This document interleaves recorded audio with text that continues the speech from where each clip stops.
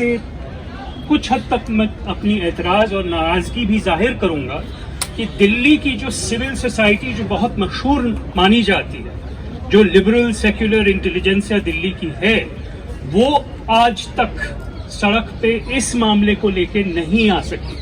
ہماری یونیورسٹیز پہ اٹیک ہو رہے ہیں، ہمارے کلچرل سپیسز پہ اٹیک ہو رہے ہیں، ہمارے سڑکوں اور مکانوں پہ اٹیک ہو رہے ہیں. لیکن میں جو دیکھتا ہوں خاص کر سوشل میڈیا میں، دلی کی جو نامی گرامی سول سوسائٹی ہے وہ لاچار ہیں، وہ مایوس ہیں، وہ اپنی بدقسمتی پر بیان دیتے ہیں لیکن آتے نہیں ہیں. اور مجھے یہ نہیں پتا کہ یہ ڈر کا ایک نتیجہ ہے، لوگ اتنی جلدی ڈر گئے ہیں، یا پھر کچھ اور بات ہے، یا پھر آلس ہے، یا پھر ایک طرح سے لاچاری ہے، ایک طریقے سے ہار جانا ہے. ایسے بار بار کئی جگہ ہوتا ہے کہ لوگ فاسیواد کا ابھار آتا ہے، لیکن اس کے مقابلے میں بھی لوگ بہت جلد کھڑے ہو جاتے ہیں. اور یہ اگر آپ لوگ آج کھڑے ہوئے ہیں اپنے اپنے الگ الگ پرچم کے تلے، اپنے اپنے الگ الگ پروگرامز اور آئیڈینٹیٹیز کے ساتھ، یہ جو آپ لوگ کھڑے ہوئے ہیں، یہ ہمارے لیے ایک امید کا چھوٹا سا ایک بنیاد ہے. اور اس بنیاد پہ ہم آگے چلیں گے، اور آگے اس کا میرے خیال سے اس کی ایکوز ہوں گی، اس کی ریفلیکشنز ہوں گی. میں اپنی بات بہت چھوٹے سے میں ختم کرنا چاہتا ہوں. ہم دیکھتے ہیں کہ 1930 کے دور میں جب جرمنی میں فاسیواد نازیزم آیا، میں یہ بہت سوچ سمجھ کے کہہ رہا ہوں، مجھے اچھا نہیں لگتا ایزی اور کوئک پیراللز ڈرا کرنا بٹوین نازیزم اور آج کے دور میں جو ہو رہا ہے. پھر ایک قانون آتا ہے جس میں کہ کوشر میٹ، جو کہ ہمارے حلال کی طرح ہی ہوتا ہے، یہودی اور مسلمان لوگوں کی ایک ہی طرح کے ریگولیشنز ہیں میٹ کو لے کے،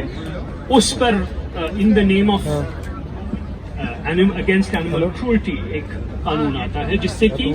تمام بزنسز اور لوگوں کے کھان پان پہ ایک اٹیک ہوتا ہے.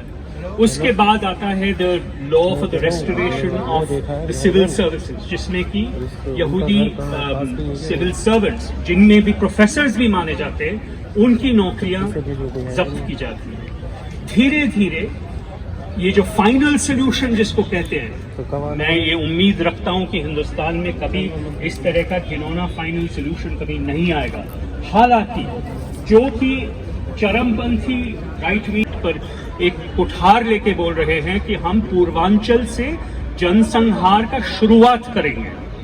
اور یہ اوپنلی چنوتی دے رہے ہیں، چاہے وہ یتی نرسنگھانند ہو، چاہے وہ آنند سوروپ ہو، چاہے وہ امرتانند بابا ہو، چاہے وہ اپوروانند ماتا جی ہوں. تمام ایسے لوگ جو کہ ہریدوار اسمبلی کے پارٹ تھے، جو ہیٹ سپیچ بار بار پروڈیوس کر رہے ہیں، ان کے اوپر کوئی کارروائی نہیں کی جا رہی ہے. اور آپ دیکھتے ہیں کہ کہیں تک 2 بچے اگر کوئی پاکستانی گانا سن لیتے ان کو برآمد کیا جاتا ہے. اور اس کے خلاف ہمیں بہت جاگرک ہونا چاہیے، تاکہ یہ جو پالیسی آف 1000 کٹس ابھی چل رہی ہے، that this does not generate a consensus for some kind of a final or a semi-final solution, whereby which we exclude دھیرے دھیرے جتنے بھی مائنورٹیز ہیں، چاہے وہ مسلمان ہوں، چاہے وہ کرسچن ہوں، چاہے وہ دلت ہوں، ایک ایک کر کے اگر ان کی پہچان اور ان کی پریزنس کو انسٹیٹیوشنلی کیمپسز میں سے، مارکیٹس میں سے، شہروں میں سے ہٹایا جائے، ان کی گھریں جو ہے بلڈوزر سے ختم کی جائے. That means there is a kind of concerted campaign to corner those who are in the minorities. So far we are